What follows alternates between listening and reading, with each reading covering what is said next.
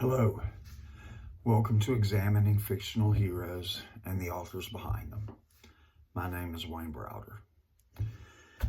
Now, throughout this series, but I think in particular the last two episodes, I have been delving into heroism and what makes a hero, some of those qualities. Today, I'm going to look at the opposite of that, cowardice. And I want to start by saying that there are times to fight and times when you don't. And not only in real life, you can find that in a lot of the fiction and stuff that we read about our heroes. They're willing to fight, but at a time and place of their own choosing. And that does not brand them a coward. It simply means that they will do these things on their own time. I know we have all heard the phrase, a coward dies 1,000 deaths, the valiant die but one. I would like to say also that, and I've taken a lot of notes again, so this is a quote from Ernest Hemingway. All cowardice comes from not truly loving, or at least not loving well. From The Walking Drum by Louis L'Amour. I knew the dangers a coward can offer, for his fear will often drive him to kill more quickly than if he were a brave man. So, for a little bit of context into this, I decided to look up some of the dangers of the coward. And as is probably common now with most of you, when you look anything up online, you get an AI answer or AI overview. I actually got that first, and though I'm a bit leery of AI, to be quite honest with you, I did find this to be interesting. A coward can be dangerous because their excessive fear can lead them to make harmful decisions, like abandoning others in need, failure to stand up to injustice, or even betraying others to protect themselves. And it gave a few examples. A coward may not intervene when witnessing wrongdoing, allowing a situation to escalate and potentially cause more damage. A coward might betray others to save themselves, potentially putting others in significant danger. A cowardly leader might fail to make necessary decisions in times of crisis, leading to chaos and further complications. When others see people acting cowardly, it can create a culture of fear and discourage others from taking action. I kind of like that one because I like a quote by Billy Graham that says, basically, I'm ad-libbing a bit because suddenly my memory's acting up on me again, strangely. When someone sees a man acting courageously, the spines of others are stiffened. So this cuts both ways. you'll see people not acting in a situation that they should act in. It makes it harder for other people to do that. Just like when you stand up in a situation, it makes it easier for people to also stand. Cowardice can become a self-fulfilling prophecy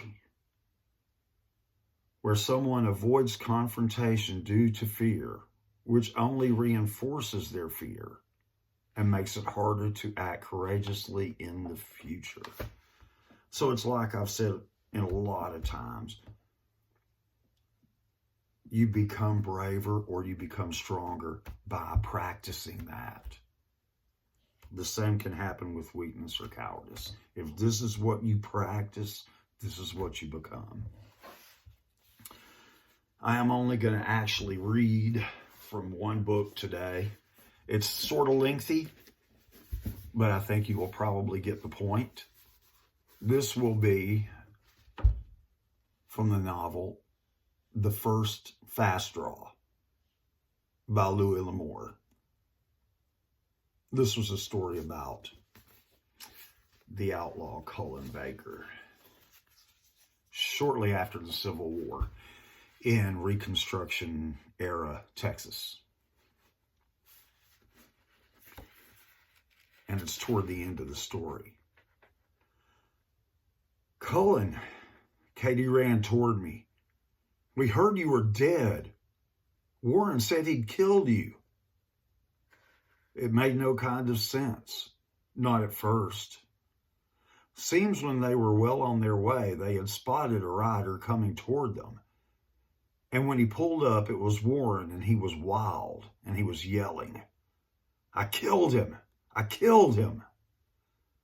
Killed who? Tower had demanded. I killed that outlaw. Warren was excited, and his eyes had a glassy shine. I killed Cullen Baker. You killed Cullen Baker? Tower had asked. A sneaking little pipsqueak like you? Don't you dare talk to me like that. Warren's voice was shrill. Don't you dare. I killed Cullen Baker. I don't believe you, Tower had said. You're out of your mind. Warren had laughed, and Katie said she was shocked by his manner. He acted as if he were intoxicated. There was a queerness about him, an almost sadistic excitement that revolted them. Oh, I killed him all right. He thought he was so much. He was there in the brush with another fellow. I shot them both. Cullen was lying there in his checkered shirt he always wore, and he never knew what happened. That other man, the one called Kirby, he started to get up and... You shot him while he was asleep? Tower's face was white with fury. Katie said, Why, you little... He didn't kill him, Mr. Tower, Katie said. I just know he didn't. Warren had turned on her, almost white with anger. You fool. Can't you see now? He's dead. He's dead now and nothing but a clot of empty flesh. And I killed him. There's no sense in you mooning around over him. It will be me they talk about now. I'll be the man who killed Cullen Baker. I think, Tower had said.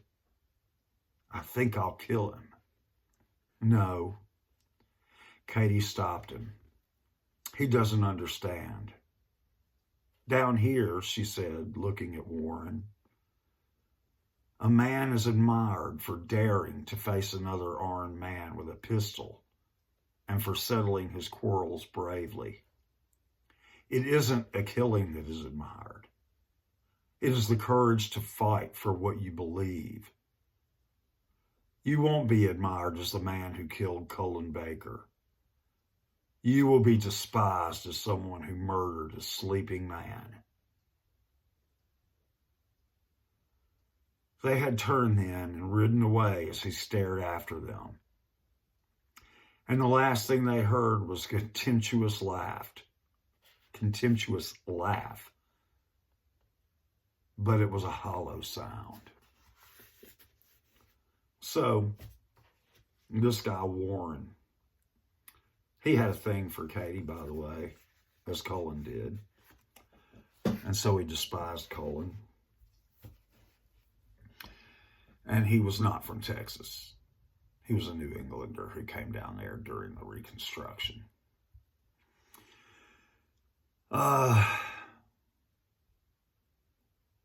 He didn't understand what it took to live on the frontier or what it took to live down there at the time. And he shot this guy in the back, similar to another person who's been in the news of late. And it's a marvel to me that there are certain people in our society who are admirable of what this person did. And it's such a change from the way things used to be. Just as it was a great change that someone would try to prosecute a man who stepped up to save people who were in danger on a subway car. So in many ways, our society has become quite turned around. And I want to say, too, that especially a lot of young people, they are standing up for things, but they're standing up for a lot of things that are wrong. And they don't realize this. Yes, it is very important to stand up, but you have to make sure that you pick the right side when you do that. And you also have to understand in this life, you have to pick a side. Fence walking does not work. I can't recall what story it was now. It just popped in my mind. It was another story by Louis L'Amour where somebody said, you can get awful sore sitting on a fence, or something to that effect. Perhaps some of you know exactly what I'm talking about. I want to say it was in Lando. Could be wrong. Anyway, guys, have a good night. Have a Merry Christmas. That's coming up. Always be mindful of that. It's an important time, not simply because we get together with loved ones. It's because of what we are celebrating. The birth of Christ and his mission to come and save us from our sins. And by the way, the Bible condemns the cowardly alongside the faithless and the detestable. Now, obviously the Bible is talking spiritually, and he's referencing those people who fear to take the message of the gospel forward, as they're called to do. So that is not the main thrust of this series. However, it is important to understand that cowardice is even detestable in the eyes of the Lord. And that, if I'm not mistaken, is the first thing that is mentioned when listing those who will not see the kingdom. I believe the cowardly are mentioned first. Food for thought. At any rate, guys, have a good night. Have a good Christmas. A good New Year, though I'm thinking I may see you before that, or I'm planning on it. At any rate, enjoy your Christmas. Have a happy New Year, and hopefully things will be going very well next year. I know this year particularly has been very rough for us. So, keep trucking, keep going, keep punching, as Rocky says. Thank you. Good night.